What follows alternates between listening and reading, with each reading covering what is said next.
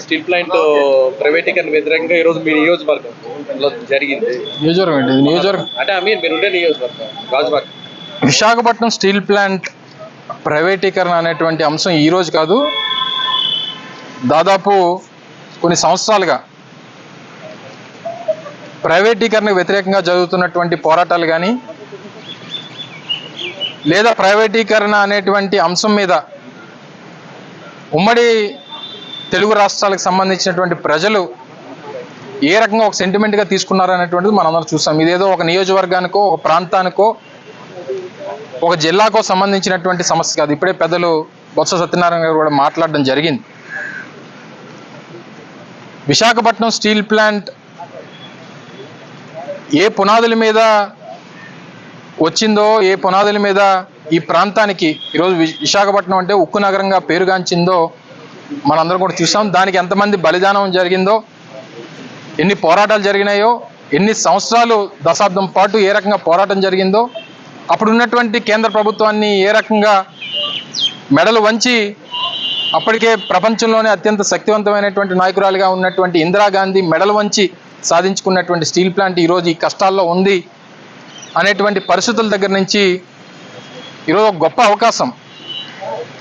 గతంలో మేము 5 సంవత్సరాలు అధికారంలో ఉన్నప్పుడు ఏ రోజు కేంద్ర ప్రభుత్వం నిర్ణయం తీసుకుందో ఆ రోజు నుంచి దానికి వ్యతిరేకంగా పోరాటంలో, అది ప్రత్యక్షంగా కానివ్వండి పరోక్షంగా కానివ్వండి, ఉన్నటువంటి కార్మిక సంఘాలకి, పోరాటం చేస్తున్నటువంటి పోరాట సంఘాలకి, పోరాట కమిటీకి అన్ని విధాలుగా సహకరించినటువంటి సందర్భాలు మీ అందరికీ తెలుసు. ప్రజల సమక్షంలో అనేక వేదికల మీద కూడా నేరుగా ఆ రోజు కానీ ఈ రోజు ఉన్నటువంటి ప్రధానమంత్రి నరేంద్ర మోదీ గారిని రాష్ట్ర ప్రజల పక్షాన దీన్ని ప్రైవేటీకరణ చేయడానికి వీల్లేదు అనేటువంటి విషయాన్ని కూడా చెప్పినటువంటి సందర్భాలు ఆ రోజు ముఖ్యమంత్రిగా జగన్మోహన్ రెడ్డి గారు చెప్పినటువంటి విషయాలు కూడా మీ అందరికీ ఈ సందర్భంగా గుర్తు చేస్తా ఉన్నా. అయితే ఈ రోజు ఉన్నటువంటి పరిస్థితుల్లో మన 12వ తారీఖున 2వ బ్లాస్ట్ ఫర్నెస్ని కూడా క్లోజ్ చేయడం మనం చూసాం. మొదటి నుంచి కేంద్రంలో ఉన్నటువంటి ప్రభుత్వం గతంలో కానీ ఇప్పుడు కానీ ఇది నష్టాల్లో ఉన్నటువంటి ప్లాంట్ కాబట్టి, ఎక్కువ నష్టాలు ఉన్నాయి కాబట్టి దీన్ని ఏదో రకంగా ఏం చేయాలి అనేటువంటి, ప్రైవేటైజ్ చేయాలి అనేటువంటి ఆలోచనతో ముందుకు వచ్చింది. ఇది నష్టాల్లో ఉన్నటువంటి ప్లాంట్ కాదు, అప్పుల్లో ఉన్నటువంటి ప్లాంట్, నష్టాల్లోకి నెట్టివేయబడుతున్నటువంటి ప్లాంట్. అప్పుల్ని నష్టాల కింద చూపించి దీన్ని ఏదో రకంగా ప్రైవేటైజ్ చేయాలి అని చెప్పి ఆలోచన చేస్తున్నటువంటి ప్రభుత్వం వాళ్ళది. ఈ సందర్భంలో ఇప్పుడున్నటువంటి కేంద్ర ప్రభుత్వం వారికి ఉన్నటువంటి సొంత రాజకీయ పార్టీ బలంతో ఏర్పాటైనటువంటి ప్రభుత్వం కాదు.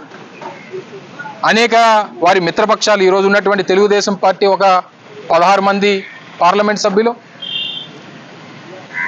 లేదా వారితో పాటు ఇక్కడ కూటమిలో ఉన్నటువంటి జనసేన పార్టీకి సంబంధించినటువంటి ఒక 2 పార్లమెంట్ సభ్యులు, వీరందరూ కూడా అక్కడ మద్దతు పలికితే కేంద్రంలో ఏర్పడినటువంటి ప్రభుత్వం ఈరోజు దేశంలో పరిపాలన చేస్తూ ఉంది. మరి ఈ సందర్భంలో మేము కోరేది ఒకటే, నిన్న స్థానిక పార్లమెంట్ సభ్యులు కానీ మా స్థానిక శాసనసభ్యులు, రాష్ట్ర పార్టీ అధ్యక్షులు వారు మాట్లాడినటువంటి మాటలు చూసిన తర్వాత, అంటే మీరు ఎవరో రోడ్ల మీదకి రాకండి, ఒకవేళ ప్రైవేటీకరణ అయిపోతే అప్పుడు మేము రాజీనామాలు చేస్తాం, అయిపోయిన తర్వాత రాజీనామాలు కానీ ఉన్నప్పుడు రాజీనామాలతో సమస్య పరిష్కారం కాదు.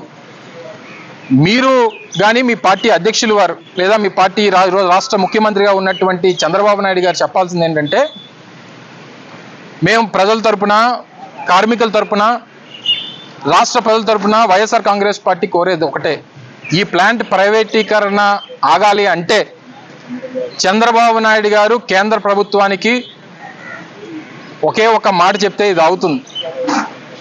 మీరు కానీ విశాఖపట్నం స్టీల్ ప్లాంట్ ప్రైవేటీకరణ చేస్తే కేంద్రంలో మీ ప్రభుత్వానికి మేము మా మద్దతుని విత్డ్రా చేసుకుంటాం అనేటువంటి మాట చెప్తే ఇది ఆగేటువంటి ప్రసక్తి ఉంటుంది తప్ప,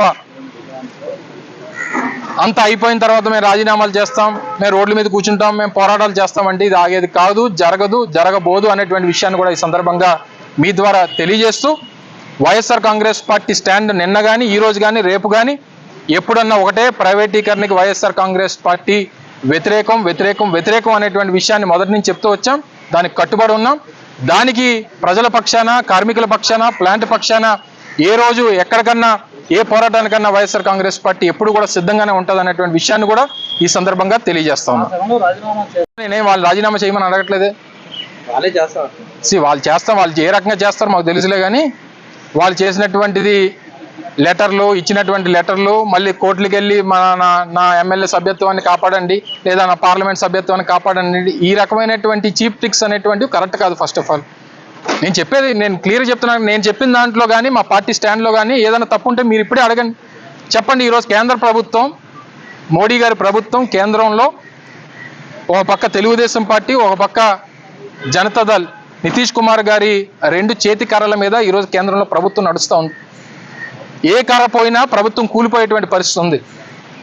ఇంకో 4 సంవత్సరాలు 9 మాసాలు ఇంకా కాలం ఉంది. ఈ సమయంలో ఇటువంటి హుకుం జారీ చేయాల్సినటువంటి బాధ్యత ఈరోజు రాష్ట్రంలో ఉన్నటువంటి ప్రభుత్వం మీద ఉంది. నిజంగా ఆ రోజు కూడా మా మద్దతుతోనో లేదా మా అవసరంతోనో ఆ రోజు కేంద్రంలో ప్రభుత్వం ఏర్పాటు ఉండుంటే డెఫినెట్గా అదే చేసేవాళ్ళం. ఆ మాట జగన్మోహన్ రెడ్డి గారు మొన్న ఎన్నికల్లో చెప్పారు, దానికి ముందు ఎన్నికల్లో కూడా చెప్పారు. సో ఆ రకంగా ఆ మాట చెప్తే ఎందుకు ఆగదని అడుగుతా ఉన్నాం. ఈరోజు 3,000 కోట్లు 2,500 కోట్లు దేనికి ఇస్తామని చెప్పని అంటున్నారు? ఉన్నటువంటి ఎంప్లాయీస్ని తగ్గించడానికి, వాళ్ళకి వీఆర్ఎస్ సెటిల్ చేసి పంపించడానికి మీరు డబ్బు సాయం చేయాల్సినటువంటి అవసరం లేదు. ప్లాంట్ని ఏ రకంగా కాపాడాలి, ప్లాంట్ని ఏ రకంగా ప్రైవేటైజ్ కాకుండా చూడాలనేటువంటి దాని మీద ఏదైనా సలహాలు సూచనలు మీరు ఇచ్చుంటేనో, మీరు నిర్ణయాలు చెప్పుంటేనే బాగుండేది అనేటువంటిది మేము చూస్తూ ఉన్నాం. ఆ రోజు కూడా నేను గాజువాక నుంచి పోటీ చేసినప్పుడు కూడా చెప్పా. నిజంగా ఆ రోజు నరేంద్ర మోడీ గారు అనకాపల్లి వచ్చినప్పుడు చెప్పడం జరిగింది. ఆయన రాకముందే చెప్పాం, మీరు మోదీ గారితో ఒక ప్రకటన చేయించండి, వాళ్ళు మేము పోటీ కూడా పడాం, మేము విత్డ్రా అయిపోతాం అనేటువంటి మాట చెప్పాం. ఇది రాజకీయాలకి ఒక 5 సంవత్సరాల పదవి కోసం, ఇంకో దానికోసం ఇన్ని కోట్ల మంది ప్రజల తాలూకు సెంటిమెంట్ అయినటువంటి స్టీల్ ప్లాంట్ని ఏమి చేసినా సరే, ఎంత త్యాగం చేసినా సరే దానికి తక్కువే అనేటువంటి విషయాన్ని మరొకసారి ఈ సందర్భంగా తెలియజేస్తా ఉన్నాం. వైఎస్ఆర్ కాంగ్రెస్ పార్టీ పోరాటానికి ఎప్పుడు మద్దతు పలుకుతూనే ఉంటుంది. దీన్ని కాపాడుకునేటువంటి దానికి మా వరకు ఎంతవరకు వెళ్లాల్సిన అవసరం వచ్చినా అంతవరకు వెళ్తాం అనేటువంటి విషయాన్ని కూడా తెలియజేస్తా ఉన్నాం.